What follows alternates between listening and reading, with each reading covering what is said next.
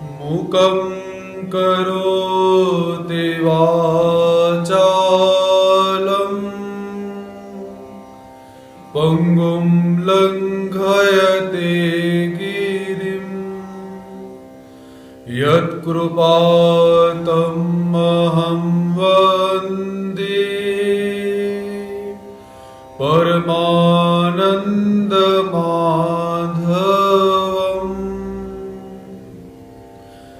अनन्याश्चिन्तयन्तो मां ये जना पर्युपासते तेषां नित्यभियुक्तानां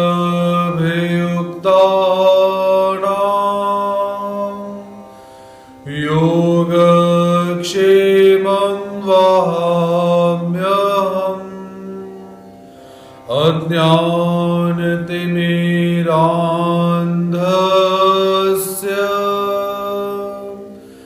ज्ञानाञ्जनशलाकया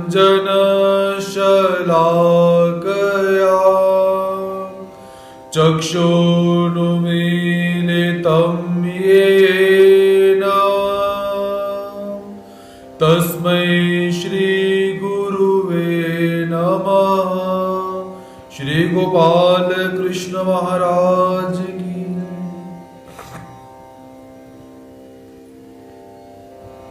परात्पर अखिलेश्वर अनंत ब्रह्मांड नायक पीतांबरधारी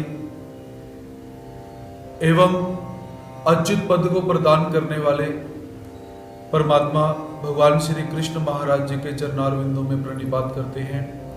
उन्हीं के साथ जीवों के उद्धरण का व्यसन स्वीकार करने वाले, जीवात्मा को साध्य और साधन प्रदान करने वाले परमपिता परमेश्वर भगवान श्री चक्रधर स्वामी जी के प्रति नतमस्तक होते हैं। तत्पश्चात अशेष गुरुकुल के प्रति नतमस्तक होकर आज के ब्रह्म विद्या अध्ययन सत्र में प्रवेश प्राप्त करते हैं।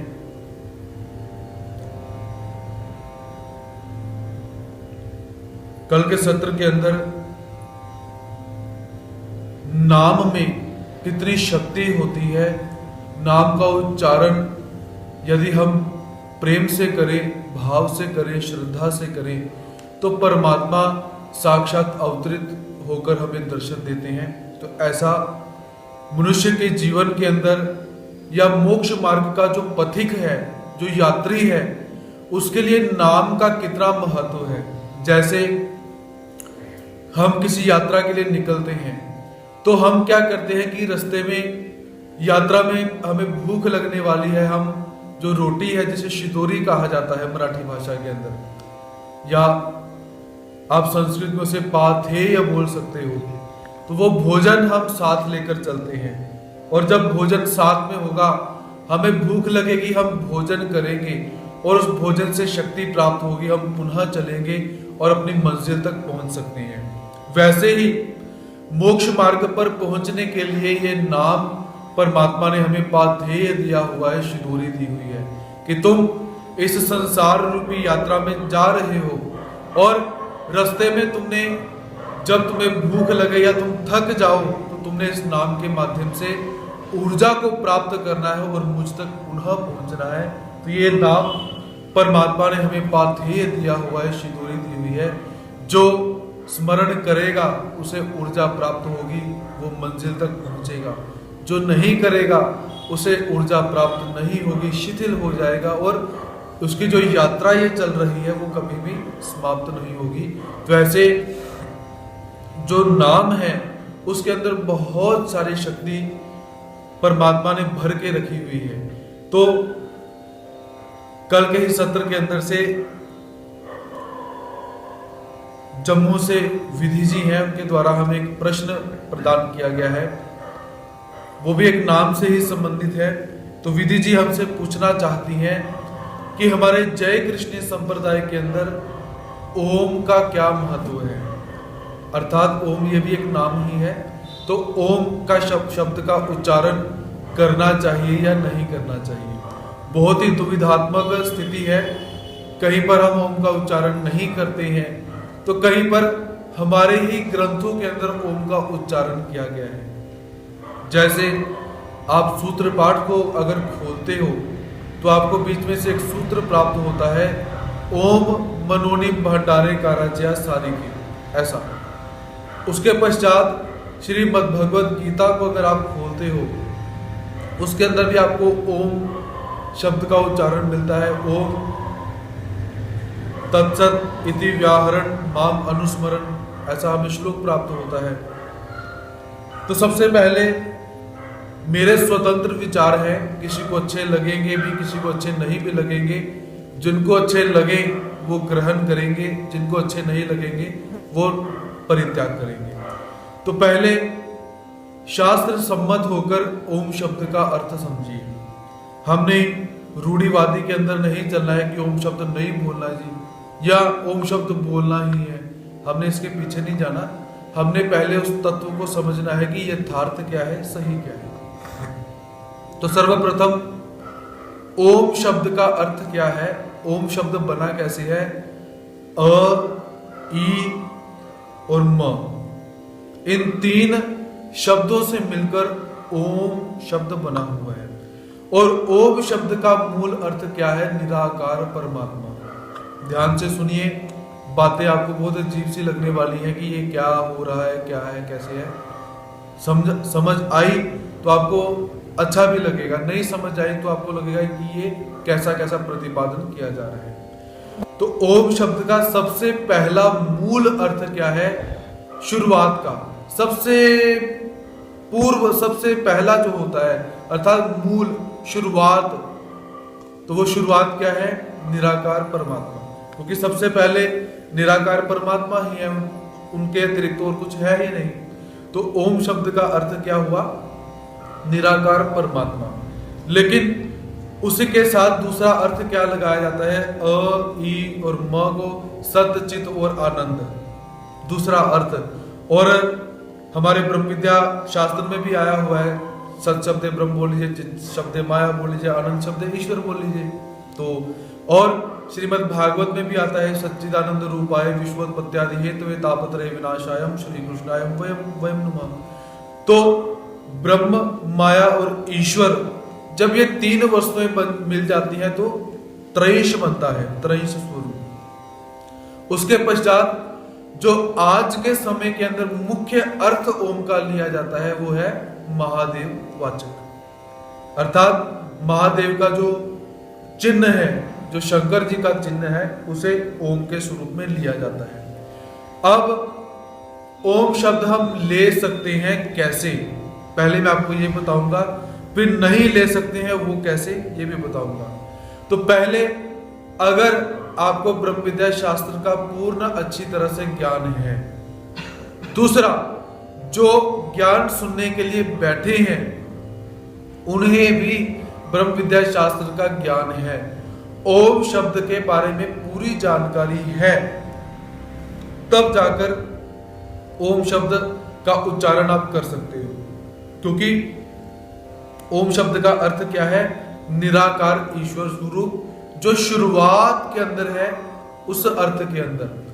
तो ऐसे अर्थ में आप ओम शब्द का प्रयोग कर सकते हो, लेकिन सर्वसामान्य हमने शब्द का प्रयोग नहीं करना।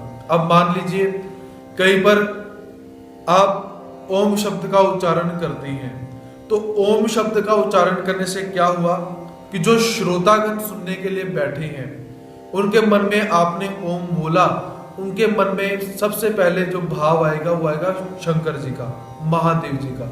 तो ओम शब्द बोलने से हमें वहां पर पाप लगेगा, क्योंकि भगवान श्री चक्रधर स्वामी जी क्या कहते हैं कि विकल्प स्फुरे तो अर्थ न कीजिए। आपके किसी भी शब्द को सुनने मात्र से किसी के मन के अंदर विकल्प का भाव पैदा हो जाए, ऐसा शब्द आपने नहीं बोलना। तो अगर आप अच्छी तरह से समझते हो कि ओम शब्द का अर्थ निराकार वाचक है, तो कहीं पर आप प्रयोग कर सकते हो। लेकिन आज की वास्तविकता को देखते हुए, आज के समाज को देखते हुए, हमने ओम शब्द का उच्चारण हमने नहीं करना है, क्योंकि लोगों को ज्ञान का अभाव है। उस अभाव के कारण ओम शब्द को महादेव का सूचक लेकर वो उस तरफ अग्रसर हो जाएंगे। तो इसलिए ओम शब्द से परहेज ही कीजिए। अगर बहुत ज्ञानी आपके सामने बैठे हैं, आप भी कुछ ज्ञान को रखते हो, तो कहीं पर आप ओम शब्द का उच्चारण कर सकते हैं। अब भगवान जी ने जो सूत्र बोला हुआ है ओम मनोनी भंडारेकार, तो यहाँ पर भगवान जी क्या कहते हैं कि भंडारेकार शुरुआती से, जब से हमारे साथ हैं तब से, इस अर्थ में भगवान जी ने ओम शब्द लिया हुआ है, आरंभ निराकार। और श्रीमद् भगवत गीता में अगर आप देखते हो ओम इति तत्सत निर्देशो व्याहरण मामनुस्मरण, तो यहाँ पर ओम शब्द मायावाचक आया हुआ है और कहीं पर ओम शब्द महादेव वाचक आया हुआ है। तो ऐसे बहुत सारे अर्थ, बहुत सारे इसके अर्थांतर हमें प्राप्त होते हैं। तो सर्व सामान्य दुविधा में न पड़ते हुए, जाति चिकित्सा न करते हुए ओम शब्द को आप सबने नहीं बोलना है, ज्यादा इसमें इधर उधर नहीं जाना। अब हमारे श्री दत्तात्रेय कवच का आप पारायण करते हो तो वहां पर भी क्या आता है, ओम नमः श्री गुरु दत्तम तत्देवम जगत गुरु, और वहां पर ओम लगा हुआ है और हम घबरा जाते हैं उसी समय ओम लग गया, ये क्या हो गया। घबराना नहीं है, कोई इतनी बड़ी दिक्कत की बात नहीं है। तो वहां पर आप नमो नमः बोल सकते हो, ओम को काट दीजिए, या अतः नमः श्री गुरु दत्तम ऐसा बोल सकते हो। तो ऐसा ओम शब्द से सकारात्मक क्या है बोला जा सकता है, किंतु हमने बोलना नहीं है। क्योंकि क्या होगा कि आज का समाज कैसा है, आपके ऊपर एक क्षण में ही आपके ऊपर प्रतिकार करेगा, आक्षेप करेगा कि आपने क्यों बोला। तो ऐसे आक्षेप ना आए, इसलिए आप सबने क्या है ओम से परहेज ही करना है। ये शब्द का जो प्रयोग है ज्यादा वो नहीं करना है।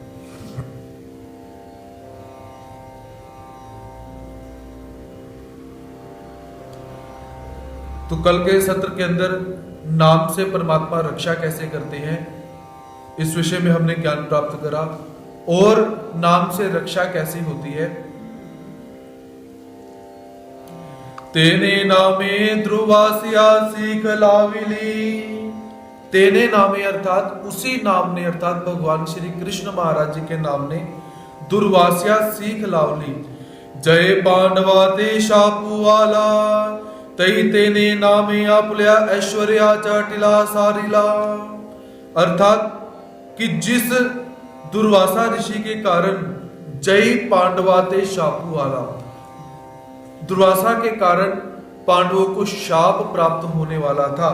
तई तेने आपल्या ऐश्वर्याचा टिला सारिला, लेकिन परमात्मा के नाम के कारण दुर्वासा ऋषि जो थे वो पांडवों को शाप न दे पाए। तो ऐसा चरित्र वो कैसा है कि जो दुर्योधन था, तो दुर्योधन का क्या है कि जो कपटी स्वभाव के मनुष्य रहते हैं, उनके मन में क्या रहता है कि हर क्षण कपट ही करते रहें, किसी दूसरे को कैसे गिराएं, नीचा कैसे दिखाएं, उसी के अंदर उनकी बुद्धि चलती रहती है। क्योंकि आपसे पहले भी निवेदन किया गया था कि काव्य शास्त्र विनोदेन कालो गच्छति धीमताम, जो बुद्धिमान व्यक्ति होते हैं उनका समय काव्य शास्त्र के अंदर सुनने में, पढ़ने में व्यतीत होता है। इसके विपरीत जो दुर्बुद्धि व्यक्ति होते हैं उनका जो समय किसमें जाता है, कलह करने में, कलेश करने में, कपट करने में, झगड़ा करने में, या सोने के अंदर। तो ऐसा जो सुबुद्धि व्यक्ति है और जो दुर्बुद्धि व्यक्ति है उसका जीवन कैसे व्यतीत होता है ये बताया गया है। अब जो दुर्योधन है, तो दुर्योधन कैसे है कि दुर्बुद्धि है, दुर्योधन, या जिसके अंदर बल बहुत है उसे दुर्योधन कहा जाता है। तो हमारे एक शास्त्र के अंदर संस्कृत का काव्य है दूत वाक्यम, जिसमें भगवान श्री कृष्ण महाराज जी दूत बनकर गए हैं। तो वहां पर भगवान श्री कृष्ण महाराज जी को दुर्योधन कहा गया हुआ है उस काव्य के अंदर, क्योंकि दुर्योधन अर्थात जिसे युद्ध में जीता नहीं जा सकता है, दुर्योधन। तो कहीं कहीं पर हमारे शास्त्रकारों ने शास्त्र के सभ्यता को जानते हुए दुर्योधन को सुयोधन कहा हुआ है कि किसी की निंदा नहीं करनी। दुर्योधन अर्थात दुर्योधन, योधन अर्थात बुद्धि की चाल जिसकी बहुत गलत है वो दुर्योधन। तो दुर्योधन को सुयोधन भी कहा गया हुआ है, अर्थात शास्त्र की सभ्यताओं का बहुत जगह पर ध्यान रखा हुआ है। तो दुर्योधन जो है वो पांडवों को नष्ट करना चाहता है किसी भी तरीके से। तो जो पांडव हैं उन्हें वनवास प्राप्त हो चुका हुआ है, अज्ञातवास भी उन्हें प्राप्त हो चुका हुआ है, लेकिन फिर भी जो दुर्योधन है उसे शांति नहीं है। क्योंकि जो दुष्ट व्यक्ति होता है उसे उसके मन में चैन जो होता है ना, चैन जिसे हम सेटिस्फैक्शन बोलते हैं, शांति बोलते हैं, समाधान बोलते हैं, वो उस व्यक्ति को कभी नहीं मिलता। उसे अपने मन की जो इच्छा है, मन की जो वांछा है वो भी जब प्राप्त हो जाए तब भी उसे शांति प्राप्त नहीं होती। अब पांडव जो हैं खांडव प्रस्थ हार चुके हैं, जो हस्तिनापुर है वो भी दुर्योधन के पास आया हुआ है, पांडव वनवास के अंदर चले गए हैं, लेकिन फिर भी दुर्योधन को शांति नहीं है। तो दुर्योधन क्या करता है, एक बार क्या हुआ, दुर्वासा ऋषि हस्तिनापुर पधारे। तो हस्तिनापुर पधारे, दुर्वासा ऋषि का आतिथ्य किया गया, सत्कार किया गया, भोजन करवाया गया, विश्राम इत्यादि हुआ। तो दुर्योधन दुर्वासा ऋषि से निवेदन करता है कि हे गुरुदेव, हे ब्राह्मण देव, हे महर्षि, आपने मेरे ऊपर यथेष्ट अनुग्रह किया, मेरे ऊपर कृपा करी, तो मैं चाहता हूं कि आप मेरे जो पांडव भाई हैं उनके ऊपर भी कृपा करें। तो दुर्वासा ऋषि 88,000 ऋषियों के साथ आए हुए हैं। तो दुर्योधन कहता है कि ये उनके पास जाएंगे, जंगल में रहते हैं, कहां से भोजन करवाएंगे, भोजन नहीं करवाएंगे तो इनको गुस्सा आ जाएगा, शाप दे देंगे। बैठे बैठे दिमाग कैसे चलते हैं, आप लोगों के भी चलते होंगे कभी ऐसे ऐसे कि कैसे कैसे क्या क्या किया जाए। तो दुर्योधन ने कहा कि ऐसा ऐसा आप उनके ऊपर भी कृपा करें, वो जंगल में है, कष्ट के अंदर है। तो दुर्वासा ऋषि ने कहा अच्छी बात है, ऋषि है, स्वभाव भी ऋषियों जैसा। तो 88,000 ऋषियों को लेकर पांडवों के पास पहुंच जाते हैं। अब घर में अतिथि आए, आप भोजन ना करवाओ तो कैसा। तो दुर्वासा ऋषि पांडवों के पास पहुंचे, माता कुंती, युधिष्ठिर इत्यादि सभी दुखी हुए कि अब इन्हें भोजन कैसे करवाएं। तो दुखी हुए, चिंतित हुए, और यदि भोजन न करवाया गया तो दुर्वासा ऋषि कुपित हो जाएंगे। और क्रोध के अंदर दुर्वासा ऋषि कैसे हैं कि एक समय के अंदर ही गर्म हो जाते हैं, उनको गर्म करने की आवश्यकता नहीं है, अपने आप ही बहुत क्रोध, अर्थात किसी को यदि गुस्से वाला आपने विशेषण देना हो ना, आप बोलो कि तू तो निरा दुर्वासा है, इतना बोला जाता है। तो युधिष्ठिर ने निवेदन करा कि हे महर्षि, आप संध्या वंदन करके आइए, तब तक हम भोजन की व्यवस्था करते हैं। और इससे पूर्व द्रौपदी के पास एक पात्र है, जिस पात्र में क्या है कि उसे सूर्यदेव से प्राप्त हुआ है शायद। तो जब तक द्रौपदी उसमें से भोजन नहीं कर लेती तब तक उस पात्र में से कितने ही लोगों को आप भोजन करवा सकते हो, ऐसा एक दिव्य पात्र द्रौपदी के पास था। लेकिन आज क्या हुआ, रात के समय दुर्वासा ऋषि पधारे हुए हैं और द्रौपदी ने भी भोजन कर लिया हुआ है।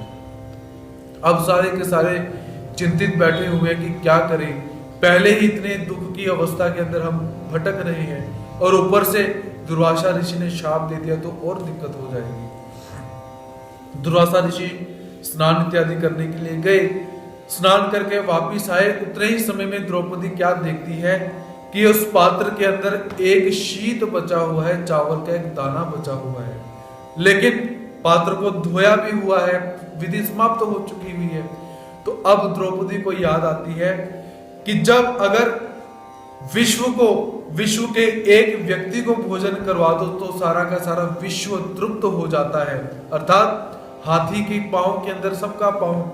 तो द्रौपदी को भगवान श्री कृष्ण महाराज जी की याद आई, भगवान जी से निवेदन करा कि हे केशव, हे कान्हा, आज मेरे ऊपर पुनः आज संकट की घड़ी आई हुई है, तो मैं तुम्हें ये आज भोजन समर्पित करती हूँ, ये एक शीत एक कण समर्पित करती हूँ, तुम स्वीकार करो। तो वो एक चावल का जूठा कण द्रौपदी भगवान जी को समर्पित करती है। तो ऋषि इत्यादि जो है संध्या वंदन कर रहे हैं, अपने वस्त्र इत्यादि डालकर तैयार होकर आने ही के लिए उद्यत हो ही रहे हैं। तो भगवान श्री कृष्ण महाराज जी ने उस शीत को खाया और खाकर जैसे ही डकार मारा, डकार लिया, क्योंकि डकार क्या है, भोजन पचने का एक संकेत होता है। तो उसी समय क्या हुआ कि जो 88,000 ऋषि आए हुए हैं उन्हें भी क्या हुआ कि धालेपन, ऐसा लगा कि हमने बहुत सारा भोजन कर लिया हुआ है। उन्होंने भी वहां पर डकार लेना आरंभ कर दिया। वापिस आए तो आकर युधिष्ठिर कहते हैं कि महाराज आपसे निवेदन करना चाहता हूं कि भोजन की, ऋषि कहते हैं हम हमारा भोजन नहीं चाहिए, हम तृप्त हो चुके हुए हैं। तो ऐसे परमात्मा का जब नाम लिया जाए तो परमात्मा कैसे कैसे किन किन संकटों से रक्षा करते हैं। तो यहाँ पर यह बताया हुआ है कि उस नाम से, परमात्मा के उस दिव्य नाम से पांडवों को जो शाप मिलने वाला था वो शाप पांडवों को नहीं मिला, और जो ऋषि थे वो भी प्रसन्न होकर वहां से प्रस्थान करते हैं। तो ऐसे जो नाम है वो हमें संकटों से तारता है, तो ऐसे नाम का उच्चारण अवश्य करना चाहिए।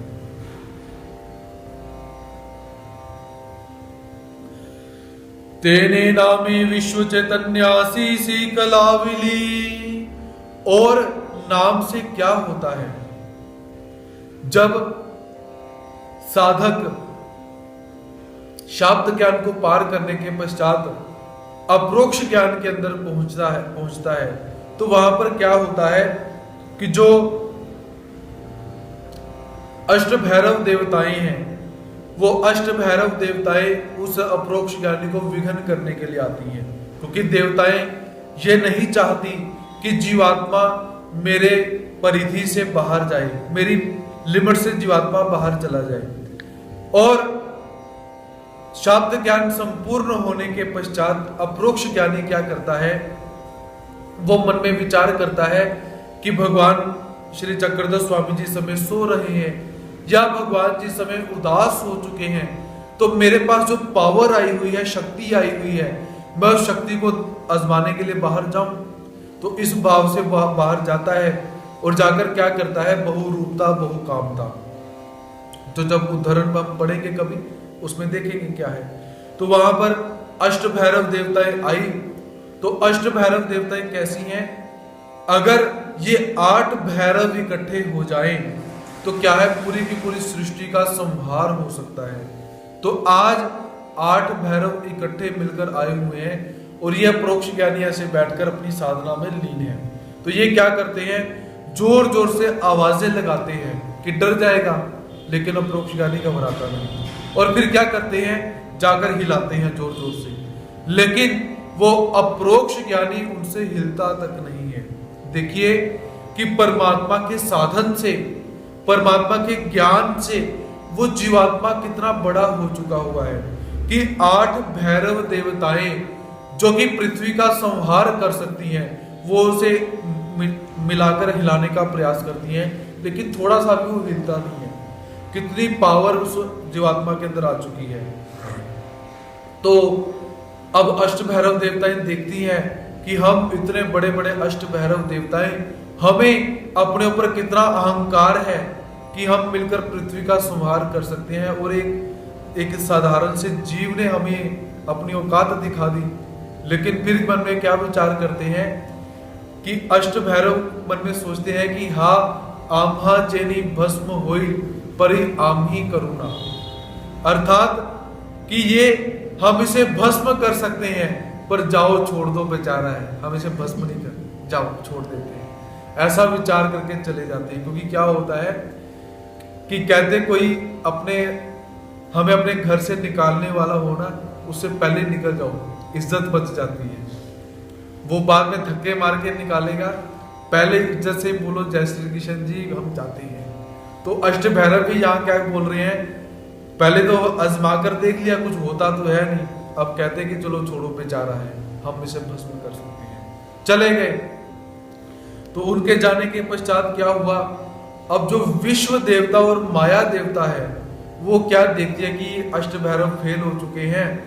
पहले नीचे की 4 स्थानों की देवताएं वो फेल हो गई, स्वर्ग की देवताएं वो फेल हो गई, ब्रह्मा विष्णु महादेव वो फेल होके चले गए, शिराब्दी की देवता है वो फेल होके चली गई, अष्ट भैरव फेल होके चले गए। तो जैसे आपने वो रामायण का प्रसंग देखा होगा कि अंगद ने पांव रखा हुआ है, सारे महारथी आए, वो फेल होके गए, फिर उसके पश्चात मेघनाथ आया, वो फेल होके चला गया। यही प्रकार इधर चल रहा है। तो यहाँ पर जब विश्व देवता ने देखा और माया ने देखा, अब सबसे बड़ी देवताएं आने वाली हैं, तो विश्व देवता अर्थात जिसके अंदर सारी की सारी देवताओं की शक्तियां हैं, चराचर विश्व जिसके पेट में समाया हुआ है, और ऐसा विश्व देवता और ऐसा विश्व चराचर जगत जिस माया के पेट में समाया हुआ है, तो वो क्या करती है देवताएं, उसे आनंद देने के लिए आग्रह नहीं करती, दूर से ही आनंद का संचार कर देती हैं, शक्ति का प्रभाव सीधा ही। पहली देवताएं तो क्या करती हैं कि आओ हमारे धाम में चलो, जो ब्रह्मदेव है वो कहते हैं कि हमारे सत्य लोक में चलो, विष्णु कहते हैं कि हमारे वैकुंठ में चलो, और जो महादेव है वो कहते हैं हमारे कैलाश में चलो, अष्ट भैरव कहते हैं हमारी गंडिका शिला में चलो, जो शराब्दी की देवता है वो कहते हैं हमारे शराब्द स्थान पर चलो, हम आपका आतिथ्य सत्कार करेंगे, आपको आनंद देंगे वहां पर। वो तो लेने के लिए आई हुई हैं, लेकिन विश्व देवता और चैतन्य माया क्या करती है, अपने आनंद का संचार कर देती है। और जैसे ही उस अपरोक्ष ज्ञानी को आनंद का संचार हो जाता है, वो घबरा जाता है उस समय, क्योंकि संचार हो गया अंदर सीधा ही। जैसे विष प्रवेश किया वो असर तो करेगा, वैसे ही आनंद का संचार हो गया। अगर अपरोक्ष ज्ञानी उस आनंद में चला जाता है, उसका साधन रुक जाएगा।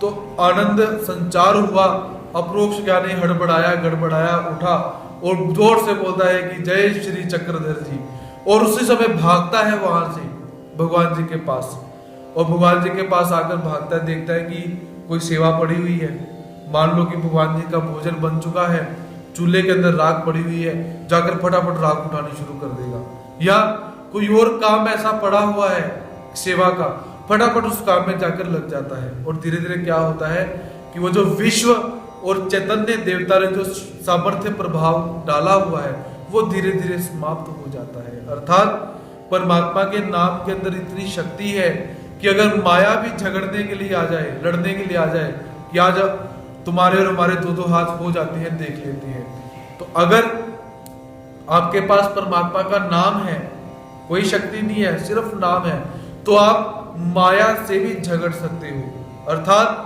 जो सबसे बड़ी देवता है, जिसके ऊपर कोई देवता नहीं है, तो भगवान के नाम में इतनी शक्ति है कि वो माया को भी आप हरा सकते हो। और वास्तव में हमने इस संसार के अंदर आकर करना क्या है, इस माया से पार जाना है, इस माया को हमने हराना है। तो ऐसा नाम के अंदर शक्ति क्या है कि जे विश्व चैतन्यासी सीख लाओली, कि विश्व देवता और चैतन्य देवता को भी शिक्षा मिल गई कि ये परमात्मा का भक्त है, इसके पास परमात्मा का नाम है, हम इससे छोटे हो चुके हैं, ये हमसे बड़ा हो चुका हुआ है, उन्हें भी शिक्षा मिल गई एक परमात्मा के नाम से। जय अनंदु प्रगटिला तैत्या लाजा प्रतोनी मुख ना पाहे जी। जय अनंदु प्रगटिला अर्थात कि उन्होंने उस साधक को अपने आनंद का संचार कर दिया, और उसके पश्चात क्या है कि उन्हें इतनी लज्जा प्रतीत होती है कि हम इतनी बड़ी बड़ी देवताएं, हम अपने अंदर इतना अभिमान लेकर बैठे हुए हैं, तो वो क्या करती हैं कि तई त्याग लाजा प्रतोनी मुख ना पाहे जी। उस लज्जा के कारण, शर्मिंदगी के कारण वो उस अपरोक्ष ज्ञानी को दोबारा मुंह ही नहीं दिखाती देवताएं। अभी अपरोक्ष ज्ञानी ने सामान्य ज्ञानी बनना है, सामान्य ज्ञानी बनने के पश्चात कृपास्पद के दुखों को भोगना है, दुखों को भोगने के पश्चात उससे पहले विशेष ज्ञान को प्राप्त करना है, फिर कृपास्पद के दुखों को भोगना है, फिर आगे जाके परमात्मा की प्राप्ति है। लेकिन अपरोक्ष ज्ञान के अंदर ही वो देवताएं इतनी लज्जित हो चुकी हुई है कि हम इसे दोबारा मुख ही नहीं दिखाएंगे। जैसे कोई एक अपराधी होता है, उसका अपराध जब प्रकट हो जाए, सर्व सामान्य जगत में पता चल जाए किसने ऐसा ऐसा अपराध किया था, तो अपराध करने के पश्चात शर्मिंदगी के कारण वो समाज में अपना मुख नहीं दिखाता। तो वैसे देवताएं क्या करती हैं, लज्जित होकर वहां से चली जाती है। साकारासी ढलो चलो नए, निराकारासी संहार करू नए। तो साकार जो परमात्मा के अवतार होते हैं वो क्या है, ढलो चलो नए। उन्हें अपनी मर्जी से ही काम इत्यादि वो नहीं कर सकते हैं। जो सृष्टि की व्यवस्था रहती है उस व्यवस्था के अंदर जो परमात्मा के साकार अवतार हैं उन अवतारों को नियमों के अंदर रहकर ही काम करना पड़ता है। निराकारासी संहार करू नए, जब ज्ञानिया वर्ते तब। और जो निराकार ईश्वर हैं वो संहार नहीं कर सकते हैं तब तक जब तक इस भूधरा पर एक भी परमात्मा का ज्ञानी विद्यमान है। आप मान लीजिए सृष्टि की व्यवस्था के अनुसार संहार का समय उपस्थित हो चुका हुआ है, तो संहार का समय उपस्थित हुआ, माया परमात्मा के पास आएगी, साकार अवतार के पास, कि प्रभु संहार का समय हो चुका हुआ है, आप अब निज धाम के लिए प्रस्थान कीजिए। जैसे द्वापर युग के अंदर द्वापर युग समाप्त होने वाला है और देवताएं भगवान श्री कृष्ण महाराज जी से आके निवेदन करती हैं कि हे प्रभु कलयुग का आगमन होने वाला है, आप निज धाम के लिए प्रस्थान कीजिए। वैसे तो देवताएं आकर भगवान जी को बोलती हैं, तो भगवान जी उस समय क्या कहते हैं कि अभी मेरे ज्ञानी जो हैं उनका साधन चल रहा है, अभी संहार नहीं करना है। और जो निराकार ईश्वर स्वरूप हैं उन्हें जब तक साकार ईश्वर अवतार नहीं बताते कि अभी तक व्यवस्था पूरी नहीं हुई, अभी थोड़ी देर रुको। मतलब निराकार जो ईश्वर है उन्होंने ऑर्डर देना भी काम करो। वो ऑर्डर कब मिलेगा, जब साकार अवतार बोल देंगे कि सृष्टि की व्यवस्था का चक्र जो है वो पूरा हो चुका है। तो 6:45 की देव पूजा हो चुकी है, 8 बजे का शयन हो चुका है, 9 बजे की रोटी हो चुकी है, अब सो सकते हैं। जब आप ऐसा निवेदन करोगे कि अब सारी की सारी विधि समाप्त हो गई है, अब आप मंदिर का दरवाजा बंद कर सकते हो। जब साकार ईश्वर के अवतार निराकार ईश्वर से निवेदन करते हैं कि ऐसी ऐसी व्यवस्था पूरी हो चुकी है तो अब संहार किया जा सकता है, तब संहार होता है। तो ऐसे संहार की जो रीत है यहाँ पर बताई गई है। तो जब तक परमात्मा का एक भी ज्ञानी, वो शाब्द ज्ञानी हो या अप्रोक्ष ज्ञानी हो, सामान्य ज्ञानी हो, विशेष ज्ञानी हो, इनमें से कोई भी हो, जब तक उसका साधन पूरा नहीं होता, साधन पूरा होना मतलब या तो वो परमात्मा को प्राप्त नहीं करता या वो अपने साधन से गिर नहीं जाता, प्रमादी नहीं हो जाता, तब तक इस सृष्टि का संहार नहीं होता है। ऐसे नाम वेदवंत, तो ऐसे परमात्मा का नाम कैसा है, वेदवंत। वेदवंत अर्थात वेद से युक्त परमात्मा का नाम है कि परमात्मा का नाम सुनते ही वेद उपस्थित हो जाता है, मन के अंदर आकर्षण जो होता है वो उपस्थित हो जाता है। मनोनी नामे वेदू, नामाचे 10 ठाए, इसमें हम नाम के 10 लाभ पढ़ेंगे। तो पहला लाभ क्या है, मनोनी अर्थात इसीलिए नामे वेदू, नाम का जाप करने से क्या होता है कि वेद उपस्थित हो जाता है, आकर्षण उपस्थित हो जाता है कि चलो जाकर देखें कि ये श्री चक्रधर स्वामी जी है कौन, ये श्री दत्तात्रेय महाराज जी है कौन, ये श्री चक्रपाणी महाराज जी है कौन, श्री गोविंद प्रभु महाराज जी हैं कौन। भगवान श्री कृष्ण महाराज जी को सभी जानते हैं। और आज के समय के अंदर सबसे बड़ी दुविधा क्या है कि हम समाज के अंदर भगवान श्री कृष्ण महाराज जी का प्रचार तो बहुत हो चुका है, लेकिन बाकी के जो 4 अवतार हैं उनका प्रचार नहीं हुआ। क्यों नहीं हुआ? क्योंकि हम इन अवतारों का जो नाम है वो समाज में लेते ही नहीं है, बताते ही नहीं है। भगवान श्री कृष्ण महाराज जी से संबंधित कुछ बताकर हम शांत हो जाते हैं। तो ऐसा नहीं है, लोगों को जागरूक करें कि पंच अवतार हैं कौन, कैसे कैसे हैं, क्योंकि जब तक बताओगे नहीं तब तक पता कैसे चलेगा। अब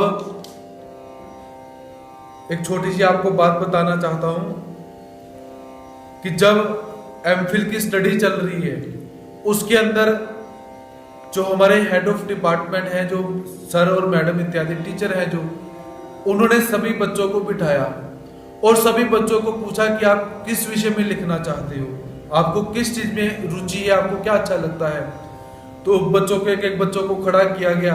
तो किसी ने कहा मैंने पुराण के ऊपर लिखना है, किसी ने कहा कि मैंने ज्योतिष के अंदर मैंने लिखना है, किसी ने कहा कि मैंने ऐसे नीतियों के अंदर लिखना है, तो किसी ने कहा कि मैंने ऐसे ऐसे, बहुत सारे लोगों ने विषय बताए अपने अपने।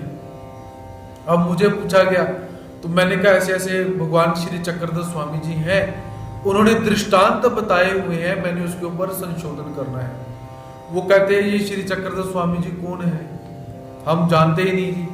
लिटरेचर जिसका है उसका नाम पहली बार सुना, और ये दृष्टांत स्तोत्रम क्या है हमने ये भी नहीं सुना। तो 6 महीने उनको ये समझाने में लगे कि ऐसा ऐसा है।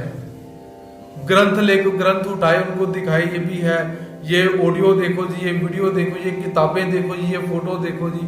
तो 6 महीने तक सिर को वो भी खुजाते रहे कि ये बच्चा क्या बोलता है, और हम भी खुजाते रहे कि क्या करना है। इधर से हमारे जो गुरुजी है, मामा जी है, वो कहते दृष्टांत के ऊपर लिखना है, इधर से ये कहते लिखना ही नहीं है जी, हम मानते ही नहीं है। पता ही नहीं है श्री चक्रधर स्वामी जी कौन है, क्योंकि हमने बताया ही नहीं कभी। ऐसा ही है ना, हम जब तक स्वयं शर्माते रहेंगे कि हम बोलेंगे श्री चक्रधर स्वामी जी हैं, वो बोलेंगे कौन है। आज हमारी यूनिवर्सिटी में सबको पता चल चुका है कि भगवान श्री चक्रधर स्वामी जी भी एक साहित्यिक हो चुके हैं, एक ऐश्वर्य युक्त अवतार हो चुके हैं, एक दिव्य पुरुष हो चुके हैं, क्योंकि लिटरेचर यूनिवर्सिटी के अंदर गया, उनको धीरे धीरे पता चला। तो ऐसे नामे वेद कि जब पहले तो हमें वेद होना चाहिए, तभी दूसरे को वेद होगा। हम खुद ही संकुचित हो जाते हैं पहले, मतलब हमें वेद हुआ ही नहीं है। नहीं तो हमें वेद होगा तो हम भगवान जी का नाम लेते हुए कहीं भी शर्माएंगे नहीं, कभी भी झिझकेंगे नहीं हम, अगर हमें वेद हो चुका है। तो अब आप सब देख सकते हो कि किस किस को वेद हुआ है कि नहीं हुआ हुआ है। तो ऐसे नाम, भगवान जी का जो नाम है, उस नाम का कथन करने मात्र से, श्रवण करने मात्र से वेद उत्पन्न होता है। तो वो कैसे है, उस लीला का हम यहां पर श्रवण करेंगे। पहले नाम के जो 10 लाभ हैं वो आप यहां पर थोड़ा सा देख सकते हैं, वो क्या है। नामे वेदु नामे बोधु नामे अनुसरण नामे स्मरण नाम सकल निरोध परिहरी नाम वाजत वाराधरी नाम पढ़ते आकाश धरी नाम एते विघ्ने विघ्न हरि नाम साइया ते करी नाम प्राप्ति ते करी। ये नाम के 10 लाभ होते हैं। तो अब एक एक शब्द के विषय में यहाँ पर अध्ययन करते हैं। तरी नाम वेदु ते केवी, तरी अर्थात तो नाम से वेद उत्पन्न होता है। ये कैसे जानना चाहिए, जैसे ना हिवरड़िए लकु देव बासाचिए लिले चेनी न्याय। हिवरड़िए अर्थात जालना के अंदर जो लघु देव बास जी हैं, उनकी लीला के माध्यम से हम जानेंगे कि नाम से वेद कैसे होता है। ये चरित्र हमने पिछले अध्ययन सत्रों में हमने पढ़ लिया हुआ है, लेकिन पुनः विस्तार के अंदर कुछ हम इसका अध्ययन करते हैं। तो एक बार क्या हुआ, जो लघु देव बास जी हैं, ये कटक में गए हुए हैं वहां पर गौएं का दान इत्यादि करने के लिए। तो वहां से गौओं का दान इत्यादि करके जब वापिस आए तो वापिस काजला नामक स्थान में आते हैं। वहां पर शाम कोसी इनकी जो मासी है वो मिली। तो ये जो लघु देवबास जी हैं, ये आचार्य श्री नागदेव जी के मासी के लड़के हैं, अर्थात जो गंगाईसा है इनके लड़के हैं, मासी का नाम गंगाईसा। तो शाम कोसी के पास पहुंचे तो वहां पर आए, भोजन किया, स्नान इत्यादि किया, और रात को जब विश्रांत लेने के लिए बैठने लगे हैं विश्रांति के लिए, उस समय पूछते हैं कि आज जो नागदेव है उसके जो चर्चे हैं वो सुनने के लिए क्यों नहीं मिल रहे हैं। क्योंकि जब आदमी गप्पे मारने के लिए बैठता है तो जो ऐसे लोग होते हैं उनका विषय निकाला जाता है, जो थोड़े से समाज में प्रचलित होंगे, प्रख्यात होंगे, विख्यात होंगे। तो लघुदेव बाबा भी क्या कहते हैं कि आज जो नागदेव है, पहले तो बहुत सुनने के लिए मिलता था कि ऐसा ऐसा आज ये कर दिया, ऐसा ऐसा आज ये कर दिया, आज ये कर दिया, आज ये काम गलत कर दिया। तो अब बहुत देर हो चुकी है, कुछ सुनने को नहीं मिला, कहीं ठीक ठाक तो है। ऐसा लघुदेव बाबा जो शाम को से उसे पूछते हैं, तो शाम को से क्या कहती है कि अबाइसा और आचार्य जो नागदेव है वो भगवान श्री चक्रधर स्वामी जी के सन्निधान में रहते हैं। अब जैसे पहले वो गलत काम करने वाला नागदेव था, अब वो वैसा नागदेव नहीं रहा, अब वो बहुत अच्छा हो चुका हुआ है, ऐसी बात हुई। तो जैसे ही शाम कोसी के मुख से नाम सुना कि भगवान श्री चक्रधर स्वामी जी के अनुयायी बन गए हैं, उनके पास रहते हैं, वैसे ही नाम सुनने मात्र से जो लघुदेव बाबा जी हैं उन्हें वेद उत्पन्न हो जाता है। पहले तो मन में विचार क्या किया था कि अब सोने का समय हो चुका हुआ है, भोजन हो गया, नहा लिया, लेकिन जैसे ही परमात्मा का नाम सुना उसी समय भगवान जी को मिलने के लिए निकल पड़ते हैं। वहां से निकले तो उस समय पता चला कि भगवान श्री चक्रधर स्वामी जी जालना के अंदर हैं, काजला जालना स्थान पास पास में ही है। तो वहां से चले और चलते चलते चलते पूरी रात चलते चलते क्या हुआ कि सुबह जालना में पहुंचे। तो जालना में जब पहुंचते हैं तो आगे आचार्य श्री नागदेव जी खड़े हैं। आचार्य श्री नागदेव जी से भेंट हुई, उनसे मिलते हैं, तो गले गुले मिले या जो भी उन्होंने किया होगा। तो वहां पर नागदेव जी कहते हैं भाई तुम भगवान जी से मिलने जा रहे हो? तो लघुदेव बाबा जी कहते हैं हाँ जी, हमने उनका नाम सुना, हम उनसे मिलने जा रहे हैं। तो नागदेव जी ने कहा क्या कुछ लेकर आए हो? प्रथम भेंट तुम्हारी होने वाली है, तुम पहली बार भगवान जी से मिलने वाले हो, कुछ लेकर आए हो? तो लघुदेव बाबा जी क्या कहते हैं कि मैं कुछ लेकर नहीं आया।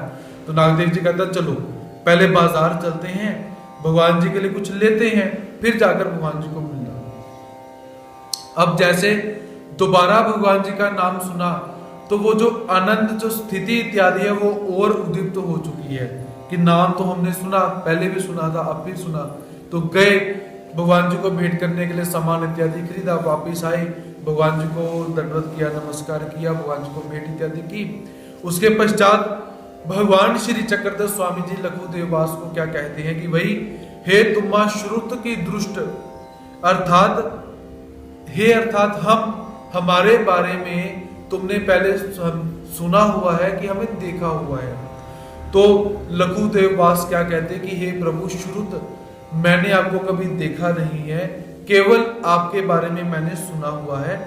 तो ऐसे ऐसे सुनने मात्र से ही मुझे इतनी उत्कंठा पैदा हो गई, इतनी आपसे मिलने की जो तीव्रता है वो पैदा हो गई कि मैं रुक नहीं पाया। तो भगवान जी कहते हैं कैसे होता है? तो भगवान जी इसके ऊपर आगे एक बात क्या बताते हैं बाईसा जी को। तो इसके ऊपर भगवान जी एक पिछली भोगराम की बात सुना रहे हैं, घटना। तो आपके घरों में जो लाल रंग का विशेष होगा, जिनके पास है बिल्कुल रेड कलर का विशेष भोगराम का, तो भोगराम का विशेष है, उस स्थान का चरित्र भगवान जी यहाँ पर बताते हैं। तो भगवान जी क्या कहते हैं कि आती, अर्थात ऐसे होता है कि ऐसे ही एथिचिया नामा पासुनी होए का स्थाना पासुनी होए, कि ऐसे जो वेद है वो हमारे नाम से भी हो सकता है, हमारे स्थान से भी हो सकता है। तो बाईसा माता जी कहती कि हे प्रभु, नाम से भी हो सकता है, स्थान से भी हो सकता है, कैसे? तो भगवान जी कहते कि भाई हम पूर्व समय के अंदर भोगराम नामक स्थान में निवास करते थे। तो वहां पर क्या था कि वहां का जो पुजारी था, हम सुबह अपने नित्य नियम से उठते, अपने आसन पर ओटे पर बैठ जाते, तो वहां का पुजारी हमारा पूजन किया करता था, हमें धूप दिखाता, नैवेद्य दिखाता, हमें भोजन इत्यादि करवाता, हमारा पूजन किया करता। तो हम कुछ समय वहां पर रुके, वहां से रुकने के पश्चात हम वहां पर आगे आगे चले गए, मनसिल जो स्थान आगे जाकर है वहां पर गए। तो हुआ क्या, हमारे जाने के पश्चात वो जो पुजारी था वो क्या किया करता, नित्य नियम से उस ओटे को धूप दिखाया करता था। पहले हमें दिखाता, ओटे को दिखाता है। तो एक दिन क्या हुआ, पीछे से एक ब्राह्मण आया, तो ब्राह्मण ने आकर देखा कि चबूतरे को धूप दिखाई जा रहा है, ये क्या चक्कर है। तो उस ब्राह्मण ने क्या किया कहते कि कुछ विशेष ओटा होगा, वो ब्राह्मण आकर उस ओटे के ऊपर बैठ जाता है। जैसे ही बैठा उसे उसी समय वेद का संचार हो गया, उसे परमात्मा की एक शक्ति का संचार हुआ। तो उसने पूछा कि तुम इस ओटे का पूजन क्यों कर रहे हो, ऐसा सब उसने पूछा।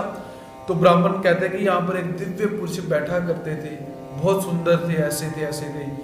तो ब्राह्मण पूछते वो कहाँ गए, वो कहते ऐसे ऐसे मनशील की तरफ चले गए। तो वो जो ब्राह्मण उसी वेद से, भगवान के स्थान के वेद से, भगवान के नाम के वेद से भगवान जी को ढूंढता ढूंढता मनशील की तरफ आया, और वहां पर आकर भगवान जी एक कुएं के पास बैठे हुए हैं। उस ब्राह्मण की भगवान जी को भेंट होती है। तो ऐसे भगवान जी क्या कहते हैं कि परमात्मा को प्राप्त करने के लिए परमात्मा का नाम ही काफी है। अब वो ब्राह्मण परमात्मा को जानता भी नहीं है, लेकिन परमात्मा के स्थान को देखकर, परमात्मा के नाम को सुनकर भगवान जी के दर्शन करने के लिए वो पहुंचा, और परमात्मा ने उसे दर्शन दिए हुए हैं। तो ऐसे नामे वेद, नाम का उच्चारण करने से क्या है, वेद उत्पन्न होता है। जैसे लघुदेव वाक हुआ उस ब्राह्मण को हुआ, लेकिन वो वेद कब उत्पन्न होगा, जब हमारा जो शरीर है, हमारी मन और आत्मा है, वो शुद्ध हो जाएगी। वो कैसे शुद्ध होती है, तेजी के वी ना सुक्षेत्राचेनी दृष्टांते। सुक्षेत्राचेनी दृष्टांते अर्थात भगवान जी यहाँ पर एक दृष्टांत देते हैं कि तन धैले वावराचा। तन धैले वावर अर्थात एक खेत जिसको जोतने का प्रयास किया जा रहा है। तो भगवान जी यहाँ पर दृष्टांत क्या बताते हैं कि एक ऐसा खेत है जिस खेत को बीज डालने के लिए वो योग्य हो चुका हुआ है, लेकिन अभी तक क्या है, उस खेत के अंदर हल नहीं चलाया गया। वो नांगर इत्यादि होता है जो ट्रैक्टर के पीछे लगा होता है, क्या बोलते हैं उसे, हल भी होता है। तो बहुत सारे प्रकार उसके होते हैं। तो अर्थात कि खेत के अंदर बीज को पेरना है, बीज को डालना है, तो उससे पहले किसान क्या करता है कि उस खेत के अंदर जो मिट्टी के ढेले बने हुए हैं, ट्रैक्टर चलाकर या कुछ बैलगाड़ी इत्यादि चलाकर वो ढेले समाप्त करता है। फिर ट्रैक्टर को सीधा चलाएगा, फिर उल्टा चलाएगा, फिर ऐसे करके चलाता है, फिर ऐसे करके चलाएगा।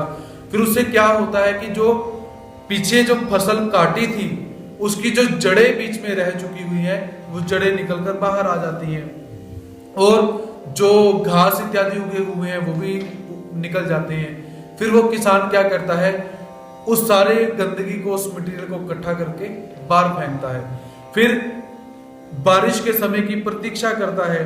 बारिश के समय की प्रतीक्षा करने के बाद जब बारिश होने का समय होता है, तब जाकर वो बीज को वो डालता है, और फिर बीज डालता है, फिर जाकर वो बीज धीरे धीरे फसल के रूप में उद्यत होती है। तो भगवान जी यहाँ पर यही बताना चाहते हैं कि नाम का वेद कब होगा। सभी को नाम का वेद नहीं होगा। जिस जीवात्मा ने अपने इस खेत रूपी शरीर के अंदर से जो कुकर्म इत्यादि हैं, जो वासनाओं रूपी जो मल कहे जाते हैं, जो दुर्बुद्धि कही जाती है, जो कलह कलेश कहे जाते हैं, या राग द्वेष मद मत्सर मोह ममता इत्यादि जो गंदगी हमारे शरीर के अंदर कही जाती है, जब तक हम उस गंदगी को साफ नहीं करते, तब तक परमात्मा का जो नाम है वो भी हमें वेदित नहीं कर सकता है। तो चलिए भगवान जी क्या कहते हैं कि अपने इस शरीर को साफ रखिए, अपनी इस आत्मा को साफ रखिए, तभी जाकर परमात्मा का नाम कुछ असर करेगा। अब मान लीजिए हम किसी डॉक्टर के पास गए, डॉक्टर के पास जाने के बाद डॉक्टर ने हमें दवा दी, हमने दवा ले ली, लेकिन खाई नहीं। अक्सर बहुत लोग ऐसा भी करते हैं कि दवाई लेने का उनको बहुत शौक रहता है, खाने का शौक नहीं होता उनको, क्योंकि मैं भी ऐसी इसी कैटेगरी के अंदर ही हूँ। तो लाने का बहुत शौक रहेगा, जाओ तो दवाई ले आओ। तो अब डॉक्टर ने क्या कहा कि इस दवा को, इस औषध को ऐसे ऐसे ग्रहण करना है, और इसके साथ ये परहेज भी करने हैं। हम घर में आए, हमने दवा खाई, लेकिन परहेज किया नहीं, तो वो दवा भी क्या है, असर नहीं करती। जिस स्थिति के अंदर, जिस लिमिट के अंदर उसको असर करना चाहिए था, वो असर नहीं करती है। तो इसलिए भगवान जी यहाँ पर क्या कहते हैं, पहले परहेज करो, अर्थात अपने शरीर को साफ कर लो। पहले शरीर साफ होगा, फिर आपको दवा खाने की जरूरत ही नहीं पड़ेगी। उसी समय डॉक्टर थोड़ा सा बोलेगा जी बिल्कुल ठीक हो जाए, आप बिल्कुल ठीक हो जाओगी। तो वैसे ही परमात्मा का नाम क्या है, हमारे शरीर के लिए दवा है, लेकिन वो दवा तब तक असर नहीं करेगी जब तक हमारा शरीर साफ नहीं होगा। तो इसलिए भगवान जी ने यहाँ पर उस खेत का दृष्टांत देकर भगवान जी समझाते हैं कि नामे वेद कब उत्पन्न होगा, जब आप अपने शरीर को उस खेत की तरह साफ करने का प्रयास करोगे। तेजी की विना सर्वज्ञ मणितले, तो ऐसे स्थान से भी वेद हो सकता है, नाम से भी वेद हो सकता है। वो कैसे ना, भगवान श्री चक्रधर स्वामी जी क्या कहती हैं, एति जिया नामा पासोनी विधु का स्थाना पासोनी विधु मनोनी नामे विधु।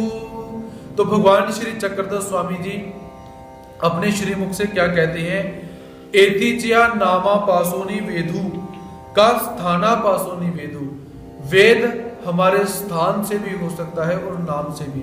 अब देखिए, आप कभी कभी स्थान नमस्कार करने के लिए जाते हो, तो वहां पर आप किसी आश्रम में गए, आश्रम में जाने के पश्चात आपने देखा कि कितने विरक्त महात्मा जन यहाँ पर रह रहे हैं और कैसा नियम यहाँ पर चलता है, कैसा अध्ययन यहाँ पर चलता है।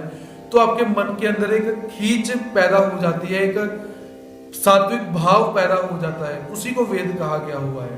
तो आप यात्रा करके वापिस आए, अब यात्रा करने के पश्चात आपने धीरे धीरे मंदिर आना शुरू किया। जहां पर आकर आपने स्थान देखा, भगवान श्री दत्तात्रेय महाराज जी का विशेष देखा, भगवान जी की मूर्ति देखी, आपको और वेद उत्पन्न हुआ। फिर आपने पूछा कि ये मूर्ति काली कैसी है, बाकी मंदिरों में सफेद मूर्ति है, ये काली कैसी है। आपने फिर बताया कि ऐसी ऐसी ये मूर्ति बहुत पुरानी है, वहां से आई है, ऐसा ऐसा इतिहास है। उसे और वेद उत्पन्न होना शुरू हो गया।